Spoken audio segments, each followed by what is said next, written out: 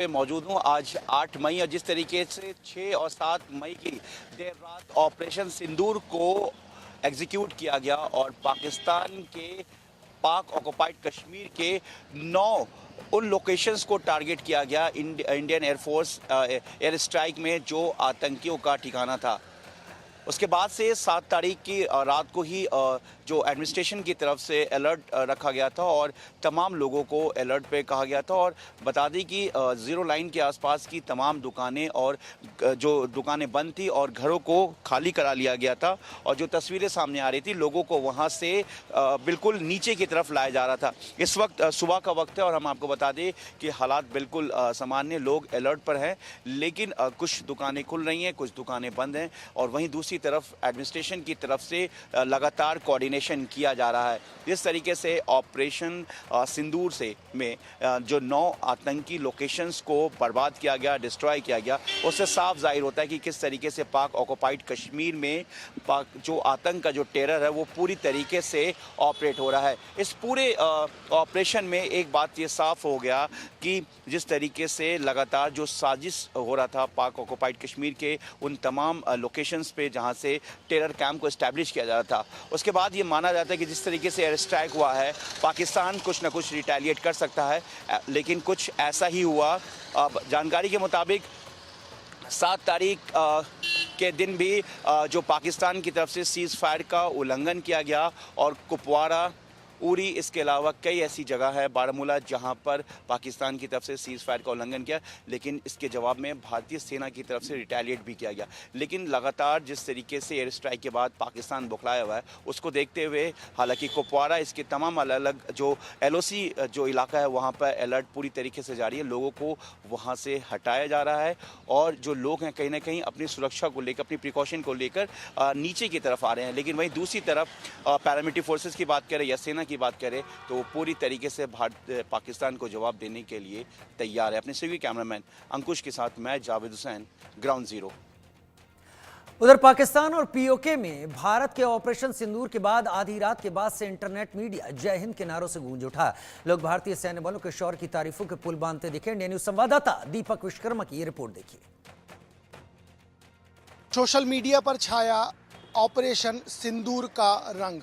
Social media पूरी तरीके से ऑपरेशन सिंदूर से पट गया। कर्नल सोफिया और नारी शक्ति के सम्मान की चर्चा पूरे इंटरनेट पर होने लगी और तो और पाकिस्तान की खूब खिल्ली उड़ाई गई, खूब मजे लिए गए।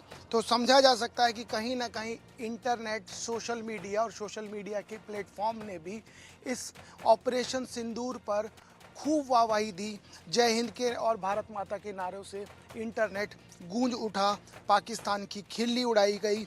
एक यूज़र ने तो ये तक लिख दिया कि जैश ए मोहम्मद के 4 शिविर, लश्कर के 3 और हिजबुल के 2 आतंकी शिविरों पर हमला किया गया है। इसी तरीके से एक अन्य यूज़र ने लिखा, जय हिंद की सेना, महिला अफसरों को ऑपरेशन सिंदूर की जानकारी देने को कहा गया।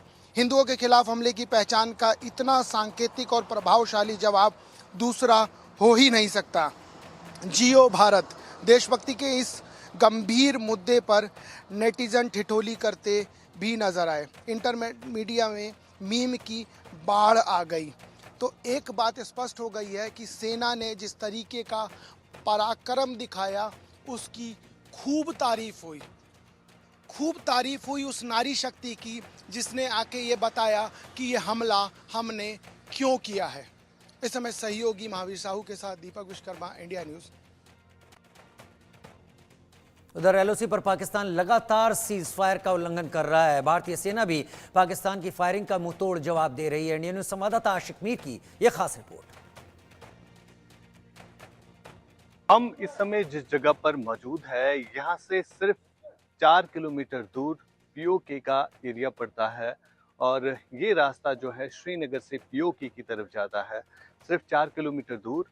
और कल जो एयर स्ट्राइक भारत की तरफ से की गई है जिसमें पाकिस्तान में कई सारे आतंकी ठिकानों को जो है ध्वस्त किया गया और कई सारे आतंकी जो है उस एयर स्ट्राइक में मारे गए, लेकिन उस एयर स्ट्राइक के बाद जो है पाकिस्तान ने सिविलियन पॉपुलेशन को जो है टारगेट बनाया जो कि सीमावर्ती इलाके में रह रहे हैं। फिलहाल यहाँ पर जी जो आप पहाड़ देख रहे हैं आगे वाला जो आपको पहाड़ दिखाएगा ये पीओके वाला पहाड़ है।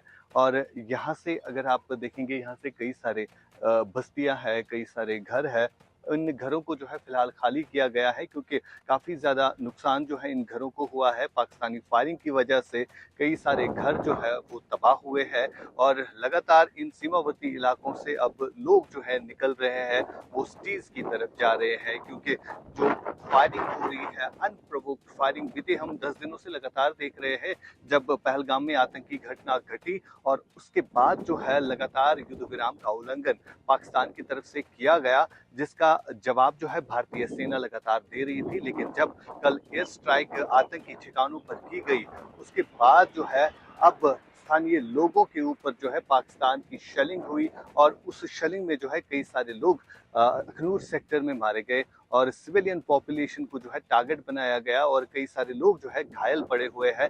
चाहे हम कुपवारा की बात करें या मच्छल, टंगडार, केरन और उरी के इस सेक्टर की बात करें, जहां से सिर्फ 4 किलोमीटर दूर पीओके का आपको पहाड़ दिखेगा। ये पीओके के एरिया है जहां पर कल भारत ने जो है एयर स्ट्राइक की है और उस एयर स्ट्राइक में पाकिस्तान के कई सारे आतंकी, जिसमें जैश-ए मोहम्मद, लश्कर ए तोयबा और हिजबुल मुजाहिदीन के आतंकियों के ठिकानों को जो है वहां पर तबाह किया गया। और अगर हम बात करें अजहर मसूद जो कि डिजिग्नेटेड टेररिस्ट है, उसके घर परिवार को जो है वहां पर ध्वस्त किया गया और अजहर मसूद ने इस बात की जो है खबर खुद से ही दी और उन्होंने कहा कि इस एयर स्ट्राइक में उन्होंने अपने परिवार को खो दिया। लगभग 10 उनके परिवार के लोग जो है वो इस एयर स्ट्राइक में मारे गए। अजहर मसूद की अगर हम बात करें, लश्कर ए तोयबा का मास्टरमाइंड भी कह सकते हैं हम, क्योंकि हाफिज सईद के बाद जो है जैश ए मोहम्मद, लश्कर ए तोयबा, ये टेरर आउटफिट्स जो है वो पाकिस्तान से ऑपरेट हो रहे हैं और उनके सरगना जो है लगातार पाकिस्तान में बैठे हुए हैं। फिलहाल कुछ दिन पहले हमने सुना था कि किस तरह से जो हाफिज सईद है उनका ठिकाना बदल दिया गया, उन्हें लाहौर ले जाया गया और पीओके के इलाके में जो आतंकी कैंप्स चल रहे हैं वहाँ पर भारत की एयर स्ट्राइक के बाद जो है हालात तनावपूर्ण बने हुए हैं पूरे पाकिस्तान में। वहाँ की सेना के खिलाफ लोग जो है प्रोटेस्ट कर रहे हैं और फिलहाल अगर हम लाइन ऑफ कंट्रोल के इन इलाकों की बात करें जो कि भारत के हिस्से में पड़ते हैं, यहाँ से कई सारे लोग जो है सुबह से ही निकल पड़े हैं क्योंकि यहाँ पर भी काफ़ी नुकसान जो है अभी तक हुआ है। कई सारे घर तबाह हुए हैं, कई सारे लोगों की अगर हम बात करें उनके माल मवेशी भी मारे गए हैं। साथ साथ अगर हम इन इलाकों में सिविलियन पॉपुलेशन की बात करें, अभी भी कई सारे अस्पतालों में जख्मी पड़े हैं।